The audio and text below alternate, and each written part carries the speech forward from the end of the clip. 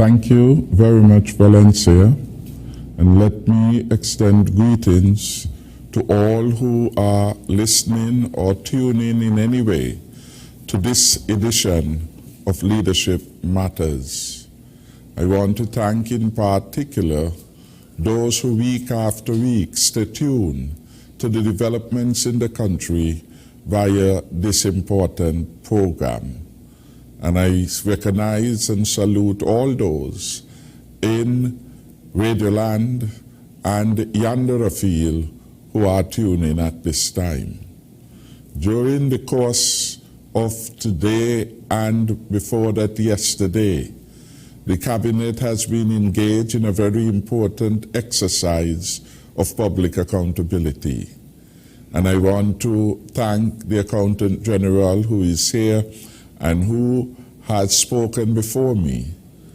Like me, he was a critical part of the conversations which took place over the last 2 days, and I thank him for making himself available tonight to be part of a public education program and issues to do with budgeting and the role of budgeting in the development and implementation of a national program.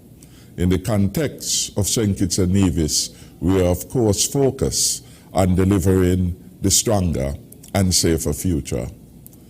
We are imminently to see and to witness the opening up of our borders more fully come the 31st of October.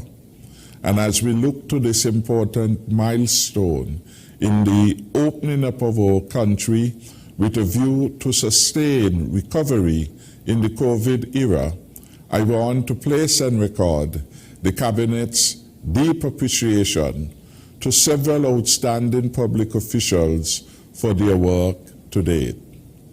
I especially want to thank those of our public servants who went beyond the call of duty to ensure the continuity of government at the onslaught of and during the difficult period of the COVID-19 pandemic. I must recall the stay-at-home regulation that was a principal element of the COVID-19 emergency powers regulations, and that regulation in particular operated to keep non-essential workers at home. During the difficult first months, April to June 2020, the outstanding work of several departments represented the high quality of response and behavior that we should get as a matter of routine from all departments of government. Allow me then to recognize the work of the leadership of the Ministry of Finance, who took the lead role in devising the plan for keeping the government functioning and for their outreach efforts to various economic actors at a time of high uncertainty and fear, globally, regionally, and right here in St. Kitts and Nevis. The unveiling of the stimulus plan led to a calming of the waters. Our COVID-19 stimulus package is to date the largest and the best one to be unveiled anywhere in the Caribbean region. Let me at this time commend our Accountant General, Mr. Levi Bradshaw, and his department for ensuring that every week over 4,000 weekly public sector workers were paid on time. This group comprises the government auxiliary employees, 1,207 of them, and approximately 3,000 persons on our STEP program. Additionally, every month during this COVID-19 season, 5,109 employees and pensioners were paid on time. The work of processing personnel emoluments would not have occurred without the outstanding support of the payroll unit in the office of the Chief Personnel Officer. I commend the CPO, our Chief Personnel Officer, and the head of the payroll unit along with her staff, for an excellent job. Equally, I must commend Mr. Emil Green, the Chief Executive Officer of the STEP program, and his staff for excellent work. In the healthcare sector, I want to recognize Permanent Secretary in the Ministry, Dr. Dolores Stapleton Harris, and the Health Emergency Operations Center, who work very hard to ensure the readiness of St. Kitts and Nevis by organizing the procurement of essential personal protective equipment, vehicles, the Cuban Medical Brigade, and much more, and indeed for putting in place an effective public education and outreach program to inform, educate the public about the dangers of COVID-19. The Ministry of Sustainable Development had an important role to play, and it still does, in ensuring the continuity of payment under our Poverty Alleviation Program. And we record appreciation for the efforts of the core of persons who went out daily during curfew hours even to ensure that the program could respond to the expectations of those who were registered as beneficiaries. So far, we have paid $23 million in PAP payments over the period January to September 2020. By year end, the expectation is that this amount would reach a high $31.1 million. I could not exclude from the list of commendation our Social Security Board for its work on the implementation of the $1,000 per month stimulus package. Some $23 million have been paid to citizens and residents, and at its peak, the payments of to over 8,000 persons who benefited under this particular program. Several persons have reached out to me and have expressed tremendous gratitude for this monthly stimulus payout from the Social Security Board. It has been most helpful at a time of their greatest need and financial challenge. It has helped many persons to keep their heads above water, to put food on their table, pay their rent, among other things. The Labor Department, of course, has been critical to the processing of severance claims. It has so far processed just over 700 such claims. The Office of the Attorney General should be commended for its work, particularly as it relates to the provision of the Emergency Powers COVID-19 regulations.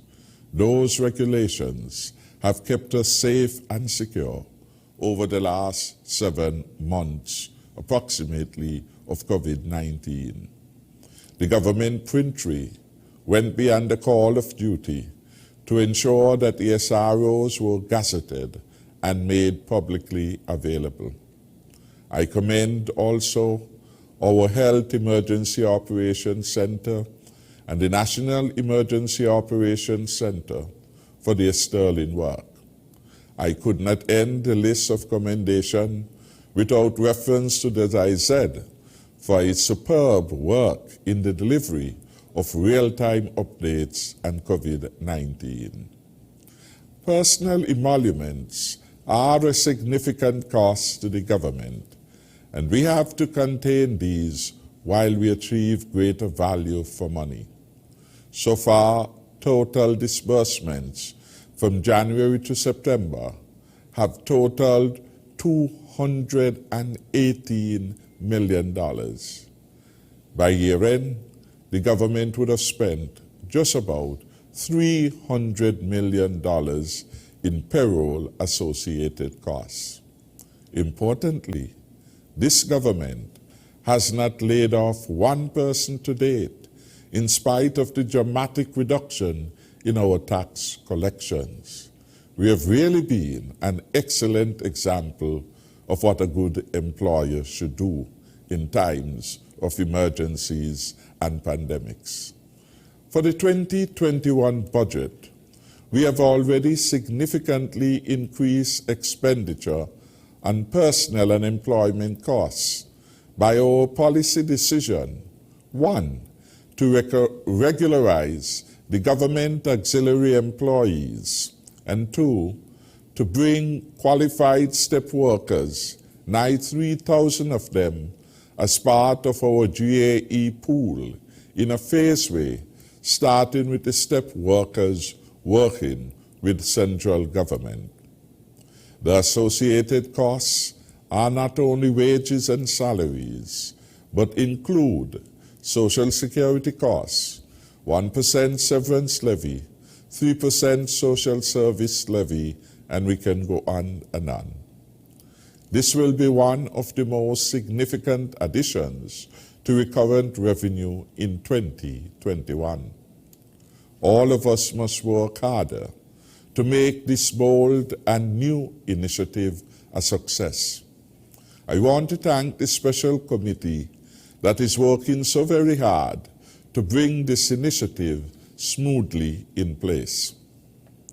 As we build out our estimates for 2021, we are of course focused on cost containment, efficiency, and efficacy in the delivery of government services. Yes, performance matters. We must not accept mediocrity, and we must reward performance. I have charged inter alia His Excellency Vance Emery to lead the program of public sector reform, of which performance measures are to be developed and implemented. Ambassador will be assisted in this regard by former Chief Personnel Officer Mrs. Torfrida Rochester, Ambassador Everson Hull, and a small group of support staff. The Cabinet encourages the full support of all for this reform effort that is critical to the delivery of a stronger and safer future. COVID-19 requires us to be the best that we can be, as citizens and as residents, as communities, as a government, as a people and a country. We certainly must rise to the occasion, and I know that we can, and we certainly will. COVID-19, with its brutal attack on our health system, our customary practices and approaches to work, to life and living in general, causes us to reflect, to revisit, and re-examine the role of the executive, the role of government employees, the role of the private sector, and the wider non-governmental community.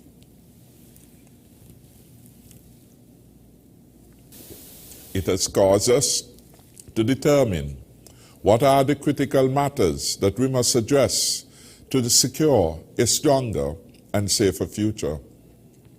Our strategic priorities for 2021, which will be embodied in our budget, would involve the protection of the poor by ensuring the continuity of our large array of social safety nets.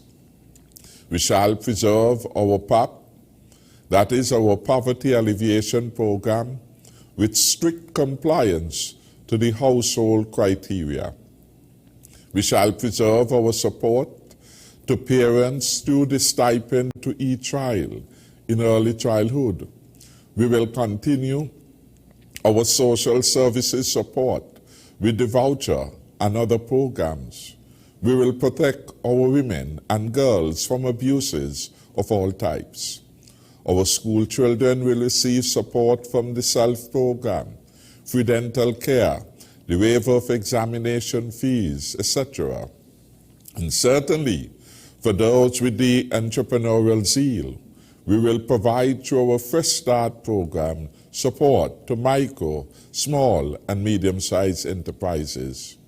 We have in St. Kitts and Nevis, I am advised, the most comprehensive social safety net programs in the Caribbean, the most and the best. And we can add the vital contribution of Social Security in supporting over 800 persons with non-contributory benefits, that is, benefits for which they would not have contributed. These include non-contributory invalidity payments, old age pensions to those who would not have made the necessary contributions, payments of disablement benefit. For the last 2 years, 2018 and 2019, about $6 million were paid each year to such persons. Support for our health system in our efforts to defeat COVID-19 will be maintained in the 2021 budget. But equally, we shall introduce measures to contain and reduce non-communicable diseases, NCDs, and we shall ensure the provision of enhanced care for those with underlying health conditions and heart issues. Our 2021 budget will address these serious issues. In education, we will step up the build-out of our technical vocational education program and will infuse ICT in our schools and indeed in the wider society. We shall never shirk from our responsibilities to keep our people and country safe, protecting our borders and hardening our resilience to disasters. We have done very well in reducing homicides to record lows over the last few years. From a record high of 36 homicides in 2011, we are now at 7. We of course hope that this number will go to 0. We have trained over the last 5+ years the largest number of police officers, both as recruits, and have provided advanced training at home and abroad for several more. We shall continue to support law and order and citizen safety and security in our land, and we will strengthen our programs of rehabilitation of our prisoners. And indeed, we shall continue the program of prison reform. Our peace program, or peace initiative, will showcase real results from the real work, and those who are in the program will be evaluated for compliance with high standards of behavior and the contribution to the advancement of our beloved country. We will restore the economy to full health over the next 3 years. Of course, this starts with the opening of the economy in a safe way, and that is exactly what we have been doing. We will have a very targeted approach to the marketing of St. Kitts and Nevis in traditional tourism source markets and indeed in new markets.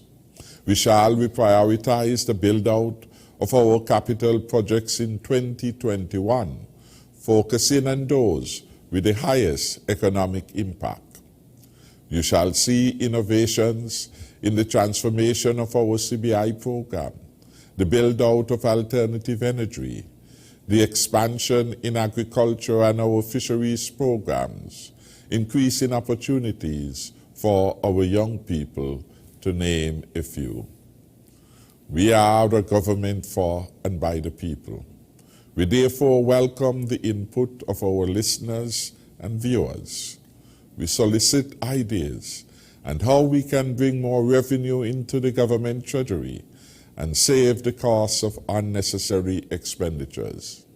I invite you, if you have ideas and suggestions, to send them to our press secretary, Valencia Grant at 762-1558, or you can also use telephone number 661-1136. Let me, in closing, on a very good note, extend sincerest well wishes to our new centenarian, Mrs. Ruby Thomas of Pitcairn Street, Newtown. She has now joined the exclusive club of those of our citizens to have reached their century. I gather that she is now 100 years old. I wish her every good health and God's grace. And I want to thank all those who have been showcasing her with love and kindness.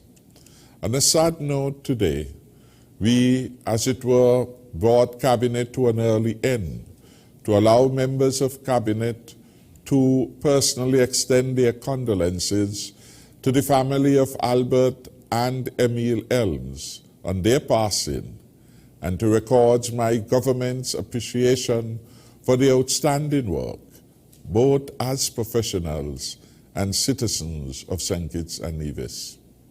My special thank you to the thousands at home and abroad for listening to Leadership Matters every Tuesday at 8 p.m. on ZIZ Radio and TV, and through, of course, a number of social media platforms such as YouTube and Facebook and Twitter. Your interest and feedback are well appreciated. Our press secretary did indicate that I shall make an announcement with respect to the matter of VAT days. That matter has come up repeatedly Tuesday after Tuesday. I did promise last week that the matter will be deliberated at our next cabinet sitting. We did in fact discuss that, and yesterday we determined that for 2021, the government of St. Kitts and Nevis will accord 1 day designated as VAT day. On that day, as is the norm, the VAT payable on goods will be at 5%.